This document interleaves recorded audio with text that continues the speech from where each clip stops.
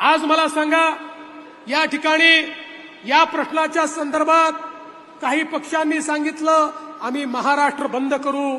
माझा त्यांना सवाल आहे, 2020 मध्ये नांदेडला बलात्कार झाला, तुम्ही चूप होतात, तुमचं राज्य होतं. 21 मध्ये साकी नाक्याला इतकी भयानक घटना घडली, तुम्ही काही बोलला नाहीत. 21 मध्ये पुण्यात सामूहिक बलात्कार झाला, तुमच्या तोंडातनं शब्द निघाला नाही. 21 मध्ये बीडमध्ये बलात्कार झाला, तुम्ही काही बोलला नाहीत. सिंधुदुर्गमध्ये झाला, तुम्ही काही बोलला नाहीत. अरे एवढंच काय, कोविड सेंटरमध्ये बलात्कार झाला, तुमच्या तोंडून काही निघालं नाही. आणि त्या कोविड सेंटरमध्ये दुर्दैवाने आमच्या एका बहिणीच्या गुप्तांगातनं स्वॅब घेण्याचा निंदनीय प्रकार झाला, तुमची तोंड उघडली नाही. त्या ठिकाणी कलकत्त्यामध्ये इतकं भयानक निघृण अशा प्रकारे आमच्या बहिणीवर अत्याचार झाला, तुम्ही तरी देखील ममता दिदीची तारीफ करत राहिलात, तुमच्या तोंडून निघालं नाही. आणि आता मात्र केवळ राजकीय हेतून प्रेरित होऊन या ठिकाणी बंद पुकारताय. अरे खऱ्या अर्थानं जर तुम्हाला